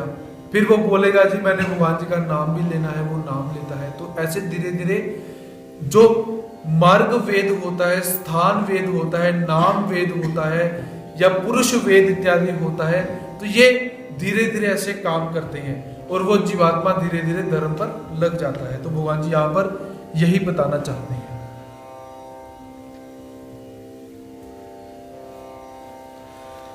तरी नामे बोधु ते केवी, तो नाम से वेद उत्पन्न होता है, ये आप सबने यहाँ पर सुना। अब नाम से बोध कैसे होता है, इस विषय में क्या कहते हैं, नाडो में ग्रामी छिन्न पापी माहिम भट्टा चिनी न्यायी तेजी केवी। कहते नाम से बोध भी उत्पन्न होता है, वो कैसे जाने। डोमे ग्राम के अंदर माहिम भट्ट जी की लीला को हम यहाँ पर श्रवण कर सकते हैं। तो यहाँ पर संशोधित आवृत्ति देख सकते हो, यहाँ पर छिन्न पापी शब्द का प्रयोग किया गया है। तो ये जो चरित्र है ये छिन्न पापी गुफा का नहीं है, ये राजमठ का आप चरित्र हम यहाँ पर पढ़ रहे हैं। तो ये आप सबने संशोधित रूप में देखना है। तो माहिम भट्ट जी कौन है, वो कैसे हैं, ईश्वर धर्म के अंदर उनका आगमन कैसे हुआ, इस विषय का ये चरित्र है। तो नाम से बोध कैसे होता है, ये यहां पर हम देख सकते हैं। तो माहिम भट्ट जी जो है अन्य उस समय है ईश्वर धर्म के अनुयायी नहीं है और सराड़ा के अंदर निवास करते हैं। इनका जन्म भी एक अच्छे परिवार के अंदर हुआ, एक विद्वान परिवार के अंदर हुआ बड़ा है, जिस कारण से माहिम भट्ट जी की जो प्रज्ञा है, बुद्धि है, वो बहुत ही तीक्ष्ण है, वो शार्प है।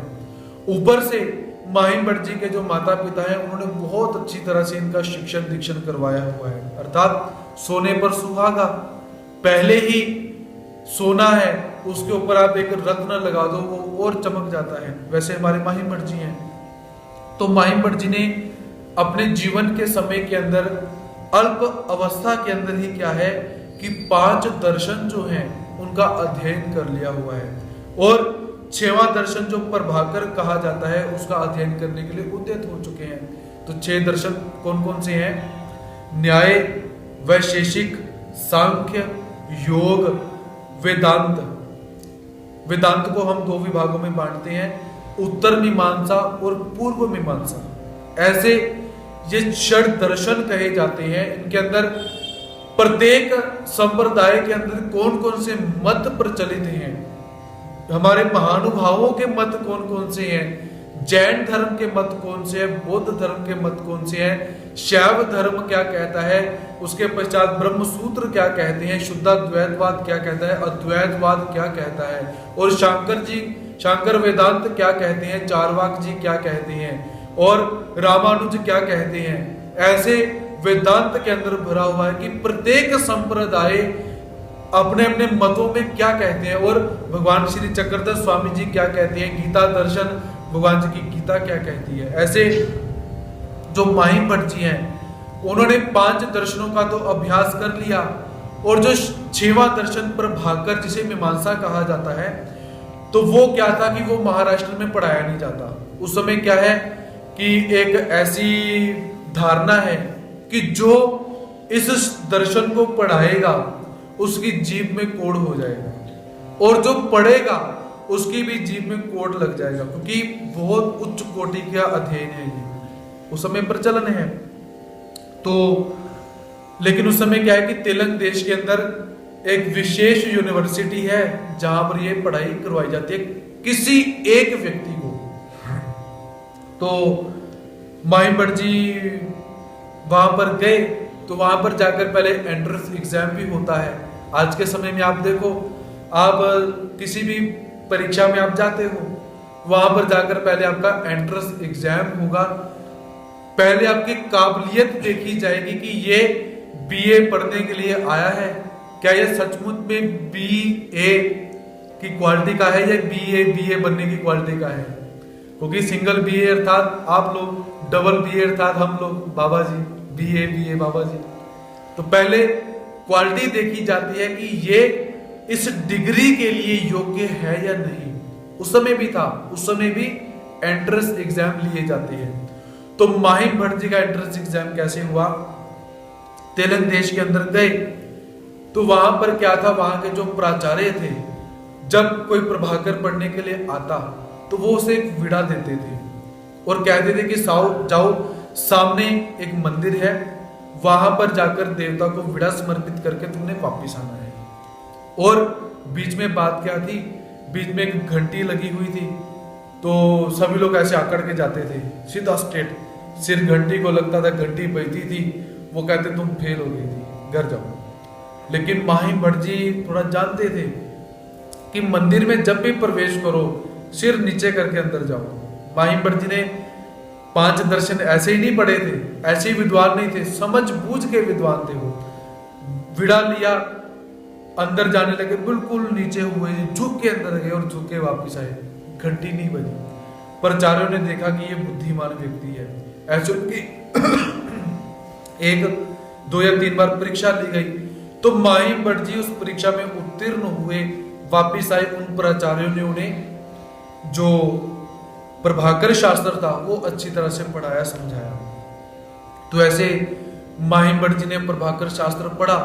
अब जैसे ही यूनिवर्सिटी से बाहर निकले, डिग्री ली, अब मन के अंदर अभिमान जागृत हो गया, क्योंकि ये डिग्री उस समय सिर्फ इनके पास ही है, किसी के पास नहीं है। अभिमान जागृत हुआ, तो अभिमान जागृत हुआ। अब स्थिति कैसी थी कि जितने भी उभय गंगा तीरी के विद्वान हैं, जो अपने आप को बोलते हैं कि हम इस शाखा के विद्वान हैं, हम उस शाखा के विद्वान हैं, वो सारे के सारे विद्वान उनके पास जाकर चर्चा करी, उन्हें हराया।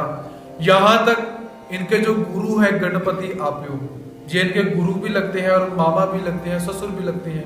क्योंकि पुराने समय के अंदर क्या होता था कि जो मामा की लड़की होती थी उसी के साथ शादी कर देते थे, लड़की ढूंढने वाला चक्कर ही नहीं रखते थे, और मर्जी भी नहीं होती थी कि इसके साथ मैंने शादी करनी है, वो फंडा ही नहीं होता था। सीधा मामा की जो लड़की है उसके साथ तुम्हारी शादी निश्चित है, पक्की है। तो ये गुरु भी है, मामा भी है और ससुर भी लगते हैं। तो अब अपने गुरु को भी परास्त किया, उनसे भी चर्चा करी, उनको भी हरा दिया, अर्थात गुरु भी हार चुके हैं क्योंकि उन्होंने भी प्रभाकर नहीं पढ़ा।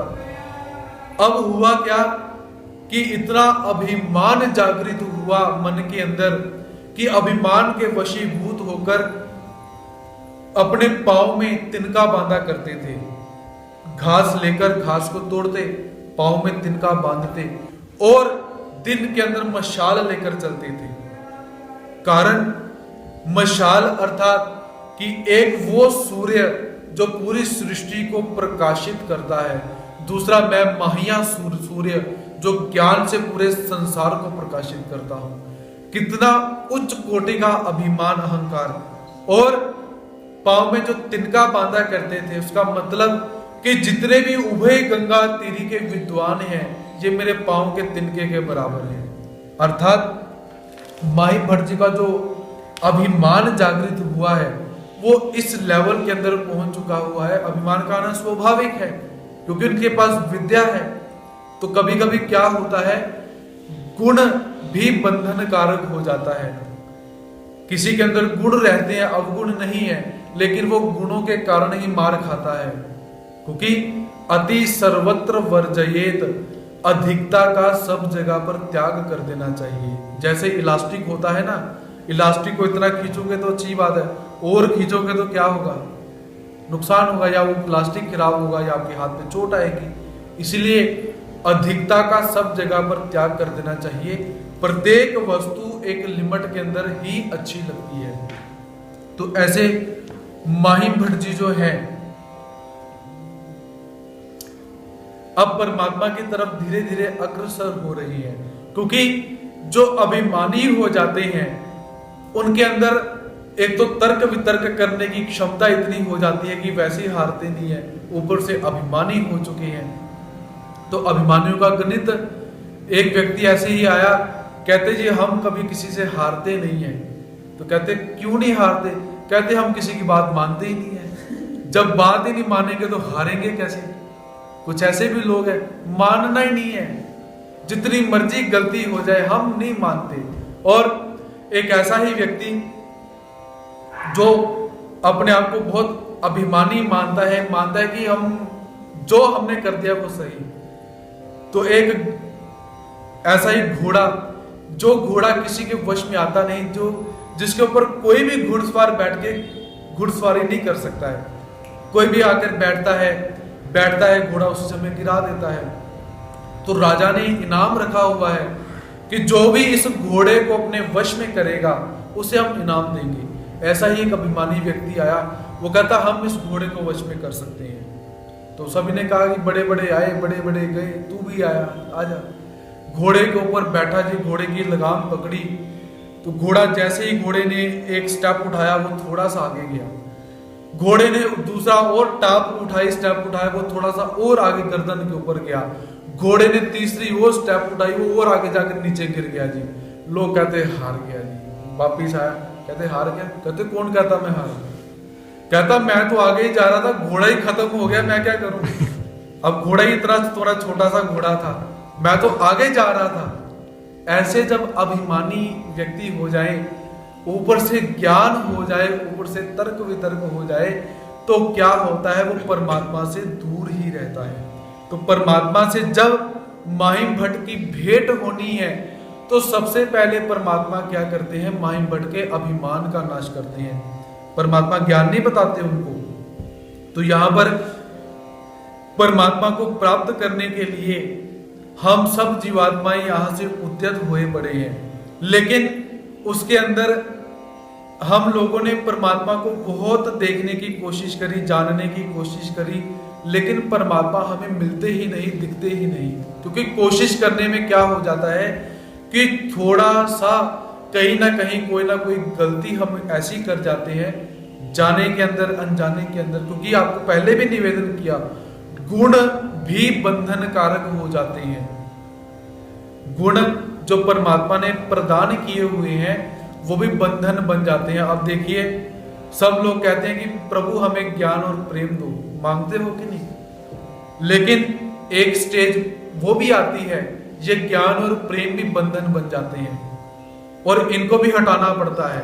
जब परमात्मा की प्राप्ति होती है तो ज्ञान और प्रेम ये साधन भी परमात्मा ले लेते हैं। ज्ञान का काम खत्म हो गया, वापस ले लो मुझे। प्रेम का काम खत्म हो गया, ये भी वापस दे दो।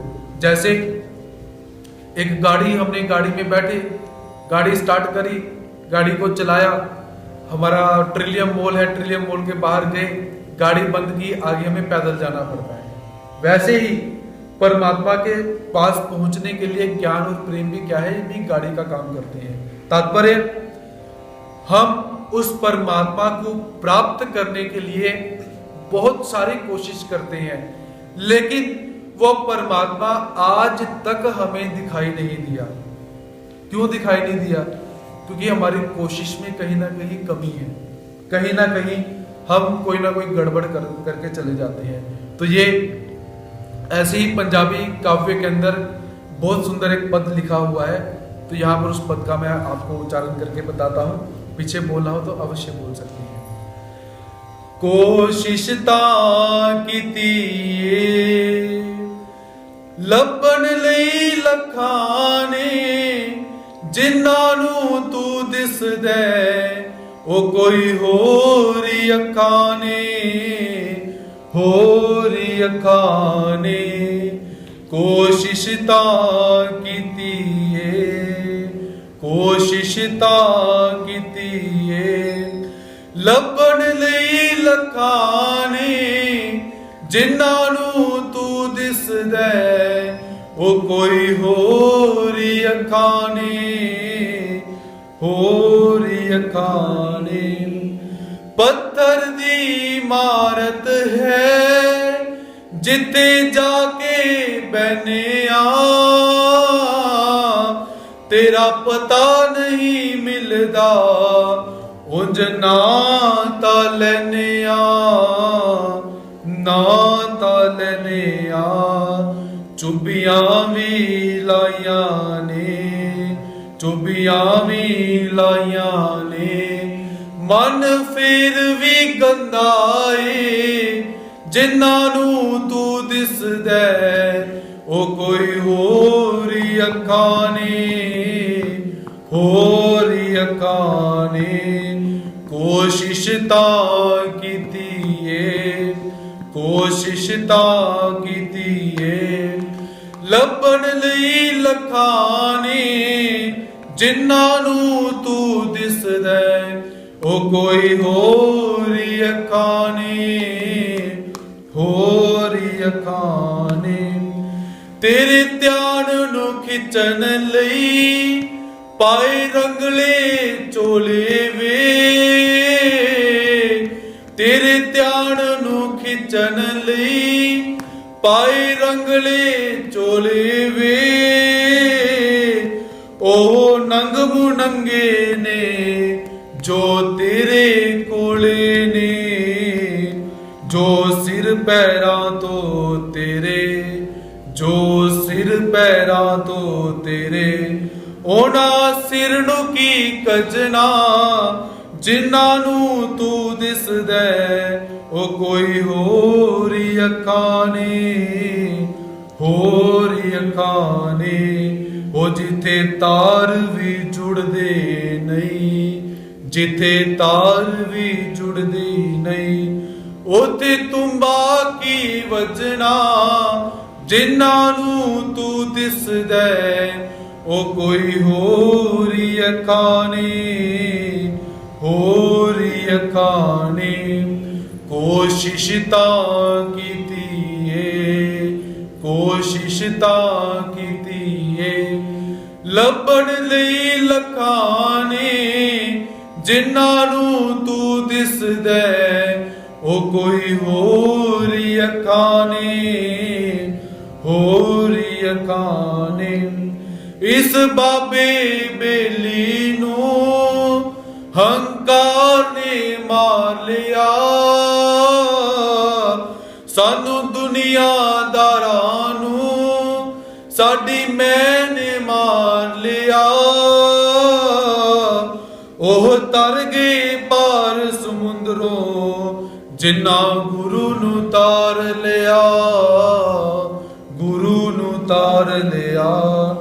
ਹੁਣ ਡੁੱਬਦੀ ਬੇੜੇ ਨੂੰ, ਹੁਣ ਡੁੱਬਦੀ ਬੇੜੀ ਨੂੰ ਚੜੀ ਘੁੰਮਣ ਘੇਰੀ, जिन्हां नू तू दिसदा ओ कोई होर अखां ने, तेरी रहमत किंज मंगा, तेरी रहमत किंज मंगा।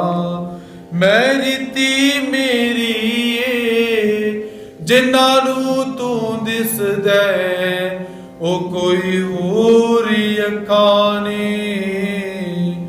कोशिश तां कीती है लभण लई लखां ने, जिन्हां नू तू दिसदा ओ कोई होर अखां ने, होर अखां ने।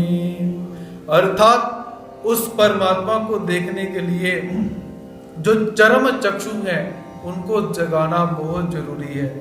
और इस पंजाबी काव्य के अंदर एक और पद बोला गया हुआ है कि कहते ओने कंजरी बनना की जिन्हों जगा तगाए। अर्थात कंजरी जिसे वैश्या कहा जाता है, और वैश्या अर्थात जो परमात्मा के दरबार के अंदर सब कुछ भूल कर मीरा की तरह अपने पांव में घुंघरू बांधकर सर्वस्व समर्पित करके नाचती है। कंजरी शब्द सूफी भाषा के अंदर जो सूफी कलामें पढ़ते हैं, जो सूफी संप्रदाय रहता है, उसके अंदर परमात्मा की दासी के लिए ये कंजरी शब्द का प्रयोग किया गया है। तो क्या कहते हैं, उन्हें कंजरी बनना की जिन्हों जगा तगाए, जिथे तार ही जुड़दी ना उथे तुम्बा की वजना। अर्थात जब उस परमात्मा के प्रति हम अपना समर्पण नहीं करते, क्योंकि नाम का उच्चारण करने के लिए भी समर्पण करना पड़ेगा, अपने गुणों को समाप्त करना भी एक समर्पण ही कहा जाता है।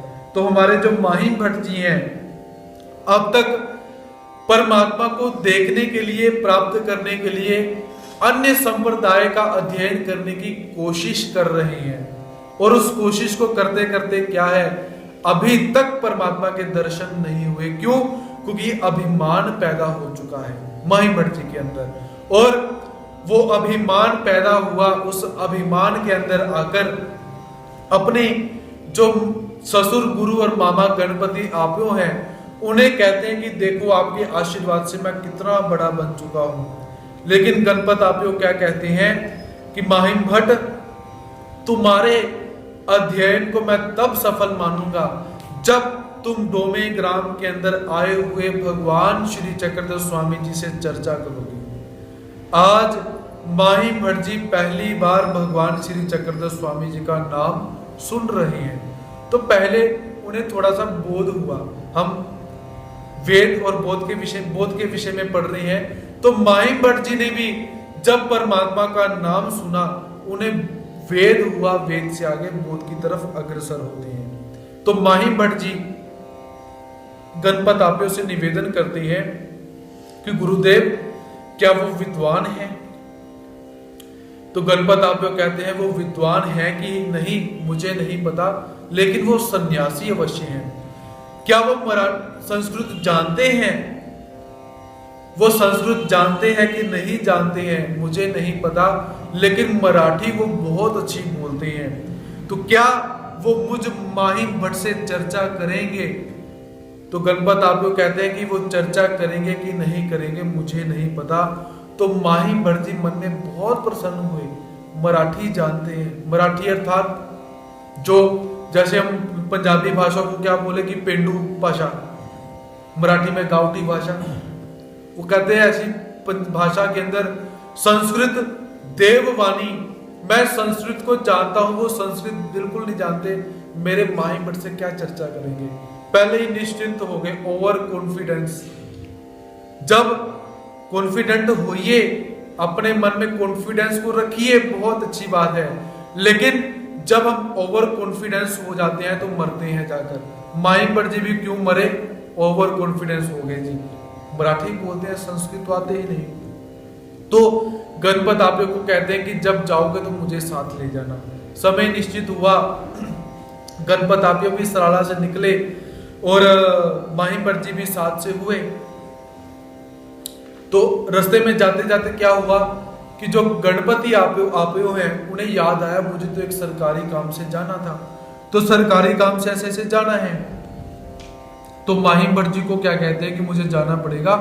तो उतने समय में क्या हुआ कि सामने से एक पिंपले वामन भट्ट करके भगवान जी का एक भक्त है, वो भगवान जी से मिलने के लिए बच्चा है, जब छुट्टियां मिलती हैं वो जाता है भगवान जी से, तो भोजन इत्यादि सामग्री उनके पास है, तो वो भगवान जी से मिलने के लिए जा रहा है।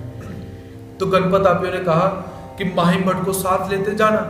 तो पिंपले वामन भट्ट और माहिम भट्ट भगवान जी के दर्शन करने के लिए पधारते हैं। उस समय भगवान जी डोमे ग्राम के अंदर राजमठ के अंदर सपूजित बैठे हुए हैं। सपूजित कैसे हैं? जैसे पूजा अवसर के अंदर हमने पढ़ा था, यहाँ पर सुपूजित शब्द आएगा, आपने पूरे पूजा अवसर को याद करना है। कैसे कि भगवान श्री चक्रधर स्वामी जी के श्री मुकुट के अंदर एक माला है, कलियाचे हाथ सरे, बाहु बंद बंधे हुए हैं, कलियों के माला डाली हुई है, गले में माला डाली हुई है, तिलक बाईसा जी ने लगाया हुआ है, मुख के अंदर भगवान जी पान को धारण किए हुए हैं, अच्छी तरह से बैठे हुए हैं। तो पिंपले वामन भट्ट पहुंचे, तो पिंपले वामन भट्ट ने क्या करा, भगवान जी को लेटकर साष्टांग दंडवत प्रणाम डाला। और माहिम भट्ट जी थे, उन्होंने क्या करा, भगवान जी को सिर्फ काया प्रणीत, कि जैसे हम झुक के नमस्कार करते हैं, उन्होंने साष्टांग दंडवत प्रणाम भगवान जी को नहीं किया, क्योंकि इस समय क्या है, अभिमान है कि मैं जिस व्यक्ति के साथ मैं शास्त्र चर्चा करने के लिए आया हूं, उसे मैं लेटकर क्यों दंडवत डालूं।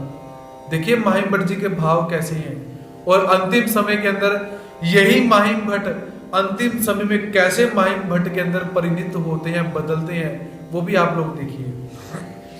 तो आकर बैठने के पश्चात अब हुआ क्या, भगवान जी की वो सुंदर श्री मूर्ति को निहारते ही जा रहे हैं, निहारते ही जा रहे हैं, निहारते ही जा रहे हैं, क्योंकि अखियां कैसी हैं कि परमात्मा को देखती ही रहती हैं, देखती ही रहती हैं, देखती ही रहती हैं। समय व्यतीत हुआ, पिंपले वामन भट्ट उठे, भगवान जी को दंडवत किया, नमस्कार किया, चले गए, और माहिम भट्ट से निवेदन करते हैं कि माहिम भट्ट चलो चले। तो भगवान जी क्या कहते हैं कि तुम जाओ, इन्हें जब अच्छा लगेगा, जब इनकी मर्जी होगी, ये तब आएंगे। तो भगवान जी ने पिंपले वामन भट्ट को भेज दिया, पिंपले वामन भट्ट गए। अब और समय व्यतीत हुआ, माहिम भट्ट जी भूल चुके हैं कि मैं किस कार्य हेतु से, मैं किस प्रयोजन से मैं यहां पर आया हूं, भूल चुके हैं। तो भगवान जी स्वयं कहते हैं कि भट्टो, ब्राह्मण जिस काम के लिए आए हो वो काम क्यों नहीं करते हो। तो जब भगवान जी ने ऐसी बात बोली कि जिस काम के लिए आए हो वो काम क्यों नहीं करते हो, तो उसे माहिम भट्ट जी को थोड़ी सी चेतना हुई कि मैं तो यहाँ पर शास्त्र चर्चा करने के लिए आया हूं। तो भगवान जी स्वयं प्रश्न करते हैं, क्योंकि चर्चा अब यहाँ पर आरंभ हो रही है। तो चर्चा आरंभ होते हुए भगवान जी क्या पूछते हैं कि एथोनी अत्यंत संस्कृति छेदु होए ऐसी काही प्रतीतियात, कि हे माहिम भट्ट, हे ब्राह्मण देव, एथोनी अर्थात अत्यंत संस्कृति छेद, अर्थात अत्यंतिक मोक्ष प्राप्त हो जाए। अत्यंतिक मोक्ष किसे कहते हैं कि दोबारा इस संसार में ना आना पड़े, दोबारा मातृ गर्भ में ना आना पड़े, दोबारा दुखों में ना आना पड़े, दोबारा मृत्यु लोक में ना आना पड़े, ऐसी अत्यंत संस्कृति छेद, मतलब मुक्ति, जिसे पूरी 100% मुक्ति कहा जाता है। तो ऐसी कोई मुक्ति प्राप्त हो जाए, ऐसा कुछ आपको उपाय आता पता है? तो भगवान जी ने प्रश्न करा, क्योंकि जितना भी अध्यात्म है, जितने भी साहित्य है, जितना भी दर्शन है, जितने भी वेद वेदांग हैं, जितने भी धर्म गुरु है या धर्म शास्त्र है, उनका सबसे बड़ा मुख्य प्रश्न क्या रहता है? मोक्ष। सबसे पहला और अंतिम प्रश्न होगा मोक्ष, मुक्ति। वो मुक्ति संसार से हो, वो मुक्ति बुरी आदतों से हो, वो मुक्ति अपने देह से हो, शरीर से हो। तो ये मोक्ष का जो प्रश्न है, सबसे बड़ा और मुख्य प्रश्न यही। तो भगवान जी माहिम भट्ट से पूछते हैं कि ब्राह्मण देव, ऐसा कोई उपाय बताओ कि इस संसार से अत्यंत मुक्ति प्राप्त हो जाए, पुनः इस संसार में न आना पड़े।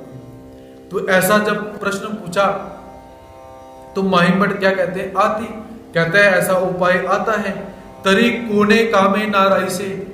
अब माहिम भट्ट जी भगवान जी को गलत उत्तर देते हैं। क्या कहते हैं, वो उपाय आता है, मुझे पता भी है, लेकिन तुम किस काम के सन्यासी। ये माहिम भट्ट जी के शब्द परमात्मा के प्रति कि आपने ये मुंडन किस कारण से करवाया, भक्तों से पूजन किस कारण से करवाते हो, यदि आपको यही नहीं पता। भगवान जी शांत थे।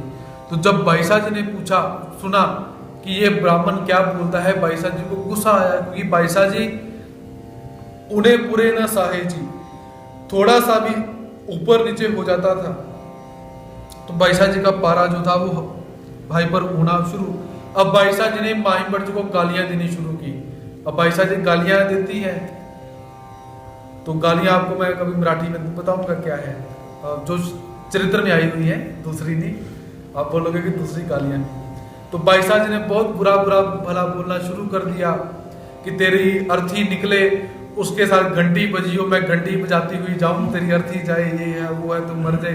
वो कहते नहीं मर जाना मोया, ऐसी उसी भाषा के अंदर बाईसा जी बोलती हैं। तो बाईसा जी ने ऐसा सब बोलना शुरू किया। तो भगवान श्री चक्रधर स्वामी जी बाईसा जी की तरफ देखते हैं, अपने श्री मुख से और श्री करों से भगवान जी बाईसा जी को बोलते, रुक जाओ, मत बोलो। तो और भगवान जी क्या कहते हैं कि जो जीवात्मा है, क्या उसे अपने आप ज्ञान संभव है? नहीं। जब तक हम जीवात्मा को ज्ञान नहीं देंगे, उसे ज्ञान कैसे प्राप्त होगा? भगवान जी बाईसा जी को बोलते हैं। और इस जीवात्मा के शरीर के ऊपर अनंत जन्मों से अविद्या लगी है, अज्ञान लगे हुए हैं। जब तक हम उसे साफ नहीं करेंगे, वो कैसे साफ होंगे? और भाई साहब, जब हम तुमसे मिलने के लिए आए थे तो तुमने क्या किया था? भगवान जी पहुंच के पैठन के अंदर, क्या तुमने हमें पायदान के ऊपर नहीं बिठाया था? 3 दिन क्या तुमने हमें कद्दू के पात्र के अंदर रूखा खाना नहीं दिया था? तो जब बाईसा सुनती है तो बाईसा जी कान पे हाथ रखती है कि हे प्रभु, आप मुझे मृत्यु रूपी दंड दे दीजिए, पर मुझे वो समय मत याद दिलवाइए कि मैंने आपके साथ ऐसा सा व्यवहार किया हुआ था। तो ऐसे भगवान जी ने बाईसा जी को समझाया और पुनः भगवान जी फिर माहिम भट्ट की तरफ आते हैं। तो आज का समय हमारा यहाँ पर समाप्त हो चुका है। तो कल भगवान जी के अंदर और माहिम भट्ट जी के अंदर कैसी चर्चा हुई और कैसे माहिम भट्ट महानुभाव संप्रदाय के बहुत बड़े विद्वान बन जाते हैं, तो ये चर्चा हम कल के सत्र में यहाँ पर देखेंगे। तो आज का सत्र हम यहीं पर समाप्त करते हैं। सभी भक्तों को जय श्री कृष्ण। धन्यवाद।